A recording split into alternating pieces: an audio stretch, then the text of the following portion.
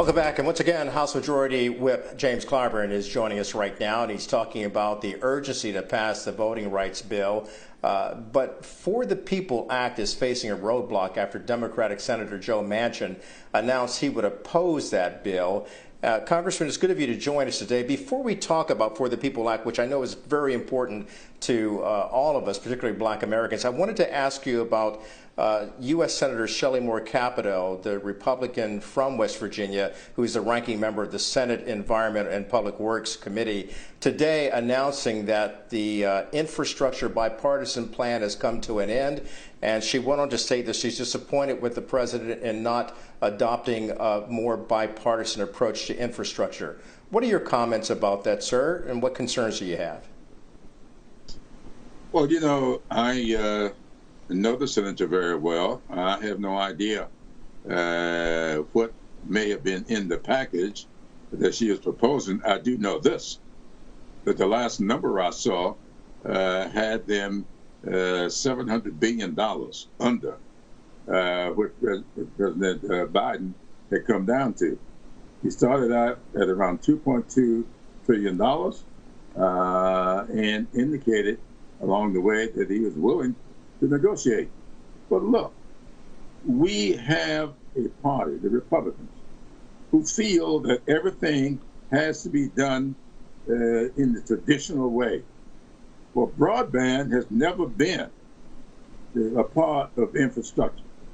And we believe on the Democratic side that broadband to the 21st century is what electricity was to the 20th century. We cannot have children staying out of school because of issues surrounding health. And when the kids with broadband are staying connected to education, the kids without broadband losing a year of school. And we are now about to lose a second year of school for many of our students. Broadband needs to be in there. And you've got the Republicans lowballing the broadband because that's not a traditional infrastructure program. Well, let me tell you something. Abraham Lincoln started the Transcontinental Railroad. When railroads were not traditional infrastructure. Dwight Eisenhower started the interstate highway system. When interstate highways were not traditional infrastructure. We cannot plan for the future, live in the future, doing that which is traditional. I am where I am today because a lot of us went to jail. A lot of people died getting beyond tradition. And so we are not going to sit here and say we're not going to do things unless that is the traditional way of doing it. The traditional way for me was to stay on the back of the bus. We fought to get off the back of the bus because we are fighting to get beyond tradition. And it's time for these people to stop this foolishness. And Congressman, bringing us to from your standpoint about not following tradition, that brings us to the For the People Act. Is it in serious jeopardy because of Senator Joe Manchin announcing that he would not vote for it? Let me tell you something. The filibuster is a tradition. It's not in the Constitution. It's not in any law anywhere. It is a tradition that they started years ago by accident and called it extending the debate. And it said that let me talk long enough so I can gather up other people to come around to my way of thinking. That's a good way to do it. And that's what they used to do. But now we have taken the filibuster and put it on steroids. Today you can sit downtown in a spa somewhere and call in your objection and keep people from getting to 60 votes in order to get a law passed. That is not the way business ought to be done. And I will tell anybody that filibuster is a traditional way of reaching out. And the Southerners who were against integration, against voting rights, they used that method, the filibuster, to keep these laws from passing. And that is what is going on as we speak. So Mr. Manchin needs to come off of that. Now, you know, when they decided some time ago that the filibuster was hurting the country, so we're going to find an exception around the filibuster for the budget. That's what's called reconciliation. It's time for us to find a way around the filibuster for constitutional issues, like voting. So nobody's asking Manchin to give up the filibuster. If you want to filibuster on how tall a wall should be, or where the wall should go, that's fine. Those are issues. Those are not constitutional issues. But my constitutional rights to a vote should not be filibustered, because that's not law, that's not constitution, that's a tradition. Congressman, I want to talk to you a lot more about all that's going on and what your concerns are about all of these issues. I'd like you to stay with us. We'll take a quick break and we'll have you stick around. We're going to take that short break and come back with more of the Majority Whip Congressman James Clyburn joining us tonight from Columbia, South Carolina.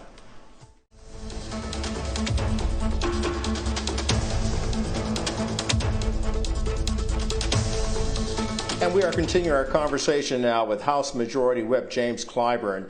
Mr. Clyburn, as we continue to follow what's going on, as you know, the Senate released a bipartisan report today detailing broad failures, intelligence failures, around the January 6th insurrection, the riot at the Capitol.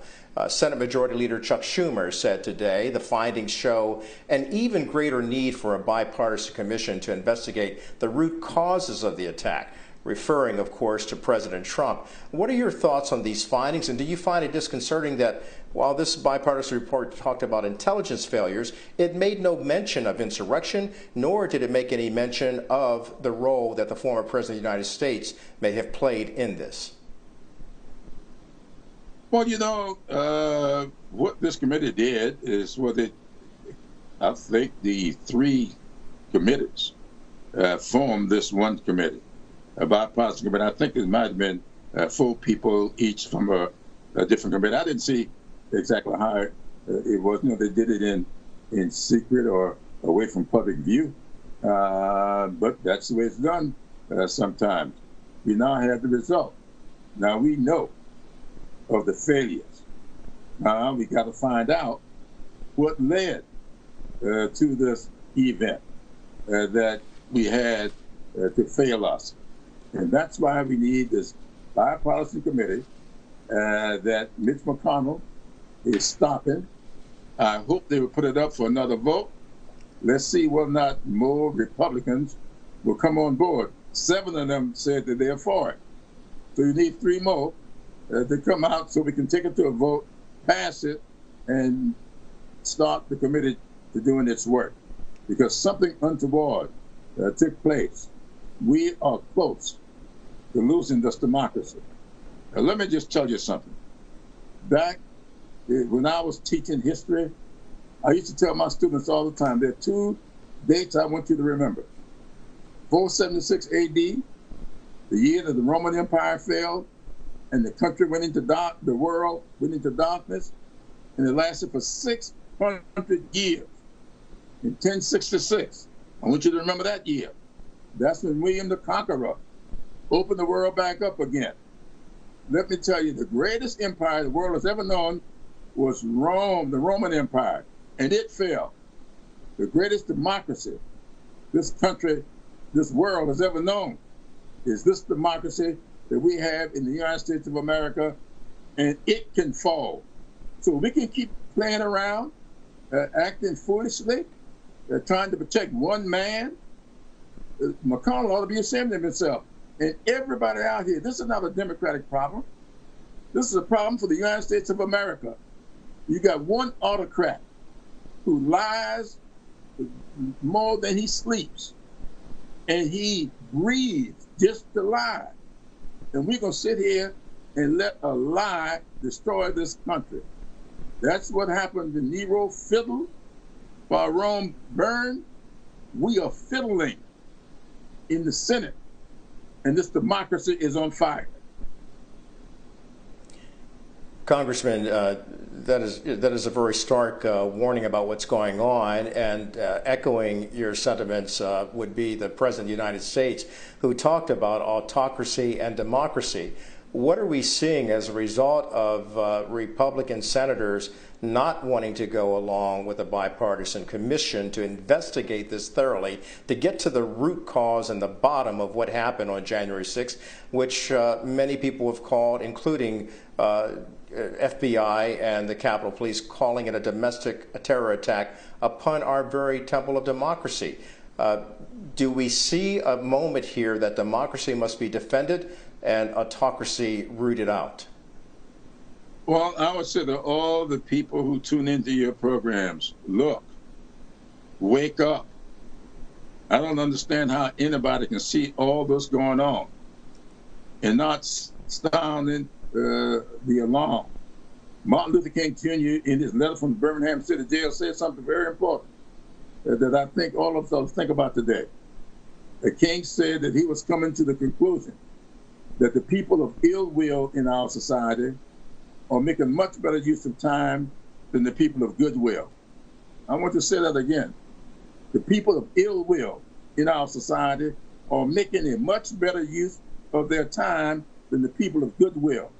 It is time for the people of goodwill to set aside the foolishness, set aside the partisanship, stop the lying, think about what this country is and what we need to leave for our children and our grandchildren, and start doing what we can to protect this democracy.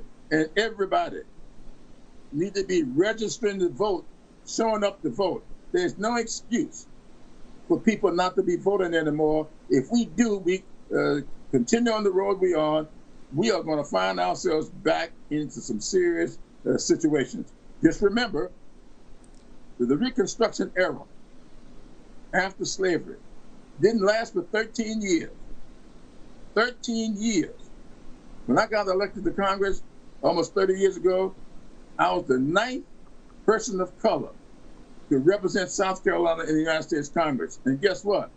There was 95 years between number 8 and number 9. 95 years. Anything that's happened before can happen again. It is time for people to wake up. We better wake up. Trump knows what he is doing. He may be crazy, but he knows what he's doing.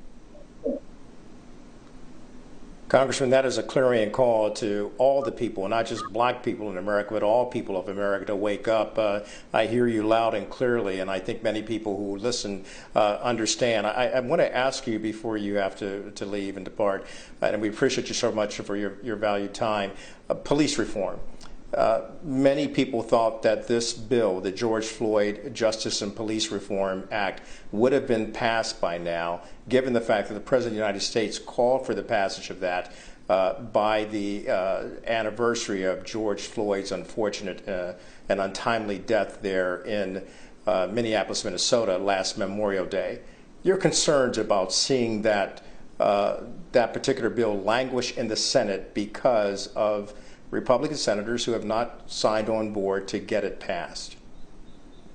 You got to ask yourself, why did this man keep his knee on the neck of George Floyd for over 9 minutes with the people looking on, people filming him, with him looking in the camera as if you are disturbing me? Why did he do that? How could he develop that kind of an attitude? He did it because he did not think he would pay any consequences for it. And we see going on in the Senate right now exactly what was on that man's mind. He did what he did, feeling full well he would be complimented for having done it. And so the senators who are stopping us from getting this bill passed to outlaw chokehold, to stop people from using qualified immunity to avoid accountability. Qualified, if you look it up in the dictionary, in the Black's Law Dictionary, means limited. Limited. So why is it that the law is using qualified to mean absolute? These people know what they're doing, and they are trying to turn this country into a police state. That's why they're doing this kind of foolishness. So people had better wake up. Just remember, history, George Santayana told us, if you fail to learn the lessons of history, you're bound to repeat them. History is being repeated. If we don't learn the lessons, you're going to see voting rights gone, you're going to see a police state anymore, and you're going to remember in Tulsa, after 100 years ago, when they burned people's businesses and ran them out of their homes, they put them in concentration camps, and you had to have authorization from a white person to get out of the camp. If it's happened before, it can happen again. Congressman James Clyburn, Majority Whip there in the House. Thank you, sir, for weighing in on these important issues. You're welcome back anytime, you know that. Good to see you. Thank you very much for having me.